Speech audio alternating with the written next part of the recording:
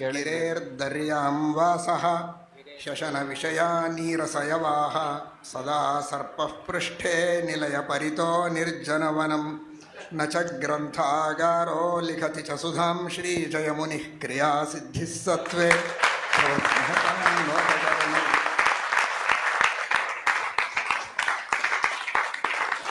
ಟೀಕಾಕೃತ್ಪಾದರು ಶ್ರೀಮನ್ಯಾಯಸುಧಾ ಗ್ರಂಥವನ್ನು ಹಾಗೂ ಇನ್ನಿತರ ಟೀಕಾ ಗ್ರಂಥಗಳನ್ನು ರಚನೆ ಮಾಡಲಿಕ್ಕೆ ಬಹಳ ದೊಡ್ಡ ಲೈಬ್ರರಿಯನ್ನಿಟ್ಟುಕೊಂಡು ಒಳ್ಳೆ ಮನೆ ದೊಡ್ಡದಾದ ರಾಜರ ಆಶ್ರಯ, ರಾಜರ ಮನೆ ಅಥವಾ ಅರಮನೆ, ಅನೇಕ ಸಹಾಯಕರು, ಯಾವುದೇ ರೀತಿ ಒಳ್ಳೆ ದೊಡ್ಡ ಕೆಲಸ ಮಾಡುವಾಗ ಮಾನಸಿಕ ಟೆನ್ಷನ್ ಇರಬಾರ್ದು. ಹೊಟ್ಟೆ ತುಂಬ ಊಟ, ವ್ಯವಸ್ಥಿತ ನಿದ್ರೆ, ಟೇಬಲ್ಲು, ಕುರ್ಚಿ, ಇಂತಹ ಯಾವ ಸಹಕಾರಗಳು ಇರಲಿಲ್ಲ. ಇವತ್ತಿಗೆ 21ನೇ ಶತಮಾನ ಬಂದರೂ ಈಗೂ ಹಾಗೇ ಇದೆ ಯರಗೋಳ. ಅನೇಕ ಜನರು ಆಕ್ಷೇಪ ಮಾಡಿದ್ದಾರೆ, ಇದೇ ಯರಗೋಳ ಬೇರೆಯವರ ಕೈಯಲ್ಲಿ ಸಿಕ್ಕಿದ್ರೆ ಇಷ್ಟೊತ್ತಿಗೆ ಏನಾಗ್ತಿತ್ತೋ ಏನೋ ಅಂತ. ಬೇಕು ಅಂತ ಹಾಗೆ ಇಟ್ಟಿದ್ದರ ಉದ್ದೇಶ ಟೀಕಾರಾಯರು ಏನು ಕಷ್ಟಪಟ್ಟಾರಂತ ಇವತ್ತಿಗೂ ಗೊತ್ತಾಗಲಿ.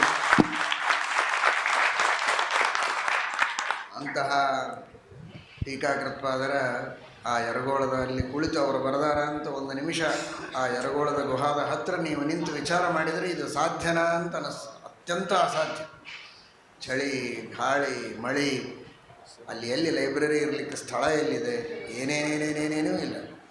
ಊಟಕ್ಕೆ ಯಾವ ನಾಳ,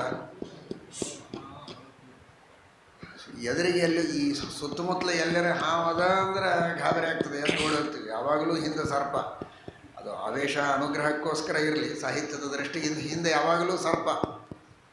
ಇಂಥ ಪರಿಸ್ಥಿತಿ ಒಳಗೆ ಏನೇನೇನೇನೇನೇನೇನೋ ಒಂದು ಅಕ್ಷರ ವ್ಯತ್ಯಾಸ ಆಗದೆ ಇದ್ದಂಗೆ ಮಹಾನುಭಾವರು ಶ್ರೀಪಾದರಾಜರು, ವ್ಯಾಸರಾಯರು, ವಾದಿರಾಜರು, ರಘುತ್ತಮರು, ರಾಯರು, ವಿದ್ಯಾಧೀಶರು, ಇಂತಹ ಎಲ್ಲ ಮಹನೀಯರು ಯಾವ ಒಂದೊಂದು ವಾಕ್ಯಗಳನ್ನು ತಲೆ ಮೇಲಿಟ್ಟುಕೊಂಡು ಹತ್ತಾರು ರೀತಿಯಿಂದ ವ್ಯಾಖ್ಯಾನ ಮಾಡಿ ಅದರಿಂದ ಅನೇಕ ಪ್ರಮೇಯಗಳನ್ನು ಹೊರಗೆ ತೆಗಿತಾರೆ. ಅಂಥ ಅದ್ಭುತ ಗ್ರಂಥವನ್ನು ಇಂತಹ ಅನನುಕೂಲ ಪರಿಸ್ಥಿತಿ ಒಳಗೆ ಅವರು ಮಾಡ್ಯಾರ ಅಂದ್ರೆ ಕ್ರಿಯಾ ಸಿದ್ಧಿಸ್ಸತ್ವೇ ಭವತಿ ಮಹತಾಂ ನೋಡೋದರಲ್ಲಿ